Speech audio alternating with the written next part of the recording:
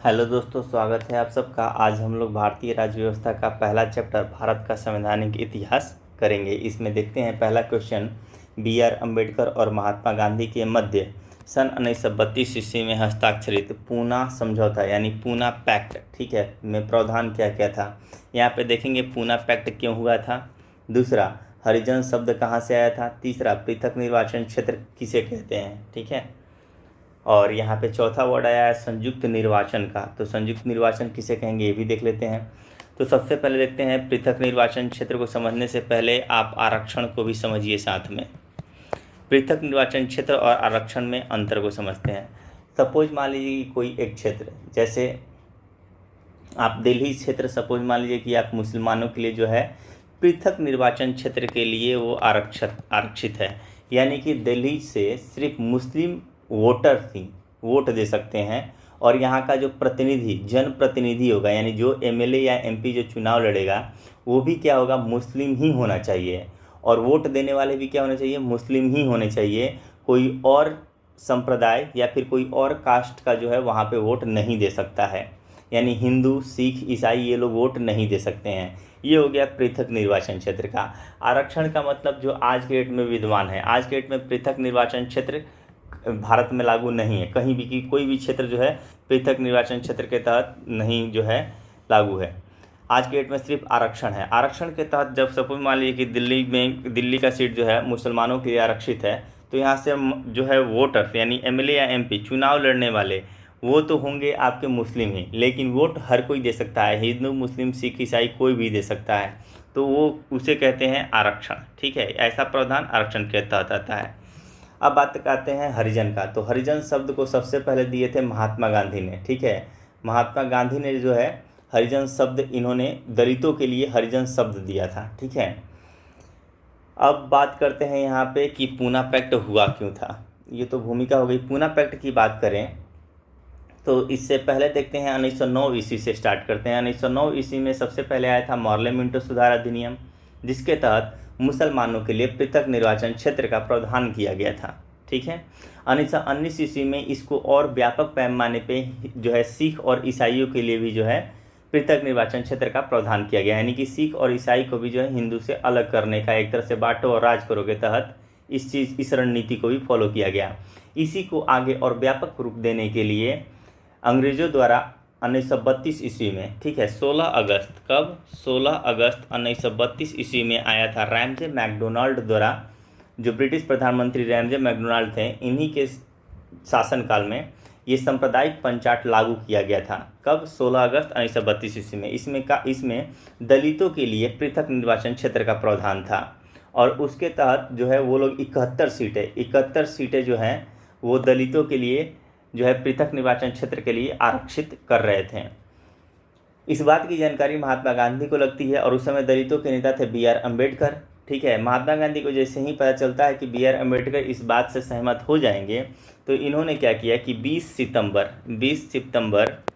1932 ईस्वी को आमरण अनशन स्टार्ट कर दिए। इस समय ये यरवदा जेल में थे, ठीक है, यरवदा जेल में थे। और 20 सितंबर जैसे ही ये स्टार्ट करते हैं, इनकी तबीयत जो है ख़राब होने लग जाती है, और फिर बहुत से कांग्रेस नेताओं के हेल्प से, ठीक है, इन दोनों के बीच में यानी कि B.R. अम्बेडकर और महात्मा गांधी के बीच में जो है समझौता होता है। और उस समझौता कराने में जिन कुछ नेता को याद कर लीजिए, क्योंकि क्वेश्चन आ जाता है कि कौन कौन नेता जो है मध्यस्थता की भूमिका निभाने में अव्वल रहे, तो उसमें याद रखिएगा मदन मोहन मालवीय, डॉक्टर राजेंद्र प्रसाद, पुरुषोत्तम दास टंडन, C. राजगोपालाचारी। इसके अलावा भी बहुत सारे थे, लेकिन ये 4 महत्वपूर्ण हैं, ठीक है। तो इन लोगों की जो है हेल्प से इन दोनों के बीच में जो है मध्यस्थता करने का इन लोगों ने काम किया। और फिर जो है पूना पैक्ट होता है। पूना पैक्ट में जो है महात्मा गांधी बोलते हैं कि मैं आपको 71 की जगह पे 147 सीटें आरक्षित देता हूँ, ठीक है। आरक्षण के तहत आप लेके जाइए, यानी संयुक्त निर्वाचन, यानी कि जो है आप पृथक मत होइए, यानी कि आपके लिए जो है मतदाता, यानी कि आपके जो मंत्री होंगे वो तो चाहे विधायक होंगे वो आप ही के कास्ट के होंगे, मत देने का अधिकार सबको होगा, ठीक है। और इसके तहत 147 सीटें जो हैं महात्मा गांधी ने इस पैक्ट के तहत B.R. अम्बेडकर को देने का वचन दिया। तो जाहिर सी बात है कि इसमें प्रावधान क्या होगा, तो हरिजनों के लिए आरक्षण सहित संयुक्त निर्वाचन क्षेत्र का। नेक्स्ट क्वेश्चन देखते हैं, वह कौन सा अधिनियम था जिसने भारत में सत्ता ब्रिटिश ईस्ट इंडिया कंपनी से ब्रिटिश क्राउन में स्थानांतरित कर दिया था? तो ये था आपका 1858, भारत सरकार अधिनियम 1858 की क्रांति हुई थी, और क्रांति के उपरांत जो है ब्रिटिश ईस्ट इंडिया कंपनी से सत्ता लेके और जो है क्राउन ने अपने हाथों में ले लिया था। ठीक है, निम्नलिखित में से किस अधिनियम द्वारा भारत के गवर्नर जनरल को अध्यादेश जारी करने की शक्ति प्रदान की गई है? तो अध्यादेश जारी करने की शक्ति प्रदान की गई थी इनको, जाहिर सी बात है कि जैसे ही 1858 के बाद जो अधिनियम आया 1861 का, तो 1861 के तहत ही जो है बोला गया गवर्नर जनरल को कि आप अध्यादेश जारी कर सकते हैं। अगस्त घोषणा की बात करें तो अगस्त घोषणा, जब आप पावरफुल रहते हैं तो घोषणा करते हैं, यानी कि जब एक तरह के क्या हो गएगा राजतंत्रात्मक में, पहले राजाओं लोग जो है अपने जिले मोहल्ले गांव इलाकों में क्या करता था, घोषणा करवाता था। यानी जब आप पावरफुल है तो घोषणा कब होगा, लॉर्ड मॉन्टेग्यू के समय में, और ये होगा आपका 20 अगस्त 1917 ईस्वी को जो है घोषणा होगा। ठीक है, अगस्त प्रस्ताव के समय में इंसान कमज़ोर रहता है, शब्द से ही समझिए कि प्रस्ताव दे रहे हैं, आप मान भी सकते हैं नहीं भी मान सकते हैं। तो ये अगस्त प्रस्ताव लॉर्ड लिनलिथ को द्वारा दिया गया था 1940 ईस्वी में, 8 अगस्त 1940 ईस्वी में। फिर अगस्त संकल्प, महात्मा गांधी बहुत संकल्प लिए थे, तो इसमें एक संकल्प अगस्त संकल्प भी महात्मा गांधी से संबंधित है। भारत छोड़ो आंदोलन के समय में जो है ये लिए थे 8 अगस्त 1942 ईस्वी को। और फिर प्रत्यक्ष कार्रवाई दिवस का संबंध है आपका मोहम्मद अली जिन्ना से, और ये जो लिए थे प्रत्यक्ष कार्रवाई दिवस मनाया गया था 16 अगस्त 1946 ईस्वी। ठीक है, आगे देखते हैं, रेगुलेटिंग एक्ट पारित किया गया था 1773 ईस्वी। गवर्नर जनरल किस एक्ट के द्वारा अपनी समिति के निर्णय को अस्वीकार करने का अधिकार दिया गया था गवर्नर जनरल को? तो ये अस्वीकार कर सकते थे अपने समिति के निर्णय को 1786 के अमेंडमेंट एक्ट के तहत। महारानी विक्टोरिया को भारत की सम्राज्ञी 1876 ईस्वी में नियुक्त किया गया था।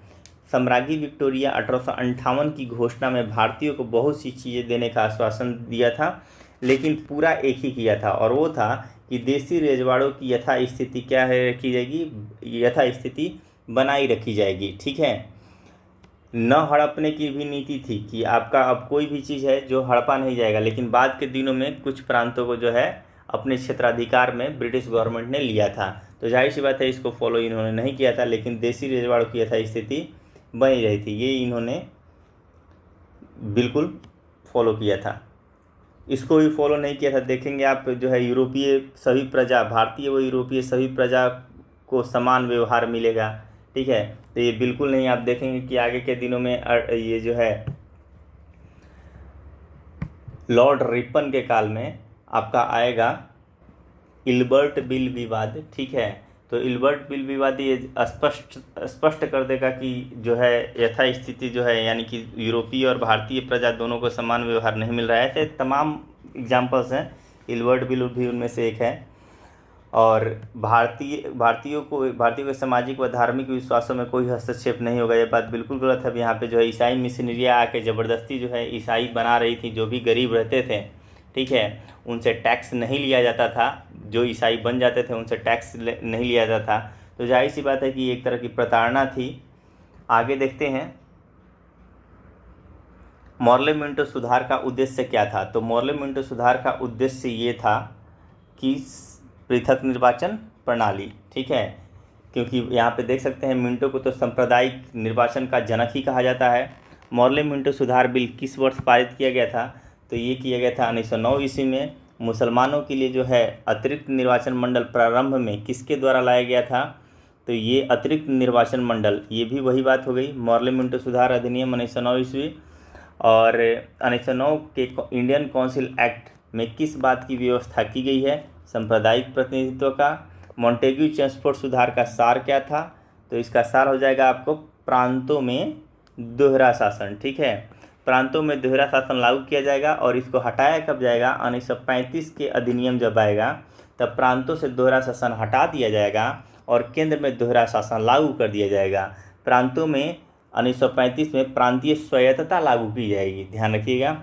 आगे देखते हैं 1946 का कैबिनेट मिशन 3 मंत्रियों से गठित था, निम्न में से कौन इसका सदस्य नहीं था?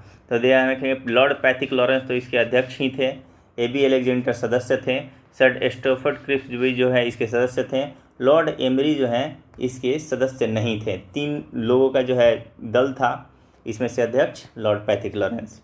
कैबिनेट मिशन योजना के विषय में कौन सा सही नहीं है? कैबिनेट मिशन योजना की बात करेंगे तो इसने पाकिस्तान की स्वीकृति की बात नहीं की थी, ये करेगा माउंटबेटन योजना जो आएगा वो आपका पृथक निर्वाचन की बात, पृथक जो है 2 भागों में जो है देश विभाजन की बात करेगा लॉर्ड माउंटबेटन योजना। बाकी संविधान निर्माण का अधिकार कैबिनेट मिशन से संबंधित है, भारतीय सदस्यों वाला अंतरिम मंत्रिमंडल भी कैबिनेट मिशन योजना से संबंधित है, प्रांतीय समूहीकरण भी कैबिनेट मिशन योजना से संबंधित है। आगे देखते हैं भारत का संविधान लागू होने तक स्वतंत्रता के पश्चात इसका शासन किसके अंतर्गत चलाया गया? तो जब तक संविधान लागू नहीं हुआ तब तक 1935 के भारत सरकार अधिनियम के तहत जो है इसका शासन चलाया गया।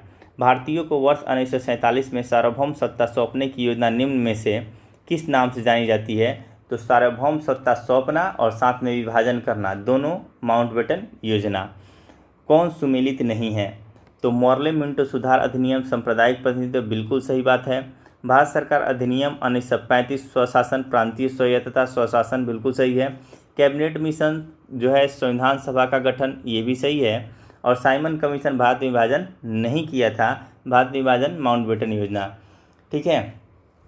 अगला देखते हैं किस भारत सरकार अधिनियम के तहत पहली बार विधायिका में कुछ निर्वाचित प्रतिनिधित्व की मंजूरी दी गई? तो ये दी गई थी 1909 ईस्वी में पहली बार जो है निर्वाचित प्रतिनिधित्व की मंजूरी दी गई थी। इसको ये क्वेश्चन थोड़ा सा अलग एडिट हो गया है, गलत हो गया है ये, ठीक है, बुक में गलत दिया हुआ है। इसके ऑप्शंस को अलग नज़रिए से देखिए, इसका आंसर 1909 हो जाएगा। अब देखिए इसको भारत सरकार अधिनियम 1919 में क्या हुआ था, देखिए इसमें से तो ये हो जाएगा प्रांतों में द्वैध शासन लागू किया गया था, जो 1935 में क्या हो जाएगा, प्रांतों से द्वैध शासन हटा के केंद्र में द्वैध शासन लागू किया जाएगा। आगे देखते हैं भारत सरकार अधिनियम 1935 में प्रांतीय स्वायत्तता लागू की गई थी 1935 में। मॉर्ले मिंटो सुधार 1909 में आपका सांप्रदायिक, ठीक है, सांप्रदायिक निर्वाचन की बात किया जाएगा। और भारत परिषद अधिनियम 1861 में जो है इसमें दिया हुआ कोई सा भी सही नहीं है, क्योंकि सती प्रथा का अंत तो 1829 ईस्वी में हो जाएगा।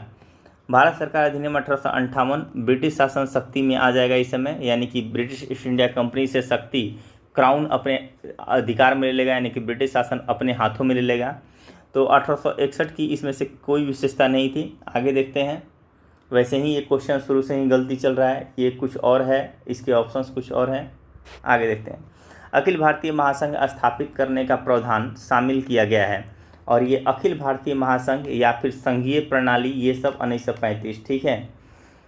निम्नलिखित में से किस अधिनियम में केंद्र में द्वैध शासन प्रणाली को स्थापित किया जाएगा? तो प्रांतों से द्वैध शासन हटाकर केंद्र में द्वैध शासन लागू किया गया 1935। संघीय प्रणाली का पहला प्रयास किया गया 1935 अधिनियम, इसमें प्रयास किया गया था कि देसी रजवाड़े जो भी हैं बाकी सबको जो है एक में बांधने का, लेकिन देसी रजवाड़े इससे जो है इससे सहमत नहीं हुए, तो ये बस प्रयास किया गया था, ये कभी भी वर्कआउट नहीं किया, काम नहीं किया। ये किस अधिनियम की प्रमुख विशेषता प्रांतीय स्वायत्तता थी? तो प्रांतीय स्वायत्तता आपकी बात करेंगे 1935 में ही प्रांतीय स्वायत्तता लागू की गई थी।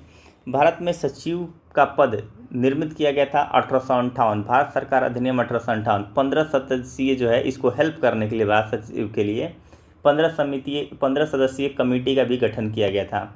किस भारत सरकार अधिनियम के तहत पहली बार विधायिका में कुछ निर्वाचित प्रतिनिधित्व की मंजूरी दी गई?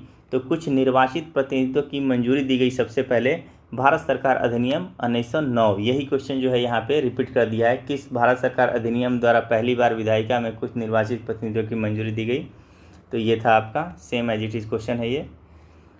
भारत शासन अधिनियम 1935 द्वारा स्थापित संघ में अवशिष्ट शक्तियाँ, ठीक है, किसे दी गई थी? तो अभी के डेट में अवशिष्ट शक्तियाँ किसके पास हैं? संसद के पास हैं, उस समय गवर्नर जनरल को दी गई थी, ठीक है। अवशिष्ट शक्तियाँ यानी कि जिस विषय की बारे में जानकारी न तो संघ सूची में है, न राज्य सूची में है, न समवर्ती सूची में है, तो उस विषय को अवशिष्ट शक्तियाँ यानी कि अतिरिक्त, इन सबों के अतिरिक्त वो सब गवर्नर जनरल के अंतर्गत आ जाते थे। किस अधिनियम को मॉन्टेग्यू-चेम्सफोर्ड सुधार के नाम से जाना जाता है? तो मॉन्टेग्यू-चेम्सफोर्ड सुधार के नाम से जाना जाता है आपका भारत शासन अधिनियम 1919। तो आगे का चैप्टर हम लोग नेक्स्ट वीडियो में करेंगे, और लाइक शेयर और सब्सक्राइब वगैरह कर दीजिएगा आप लोग, ठीक है। अगला चैप्टर करते हैं अगले वीडियो में। Thank you.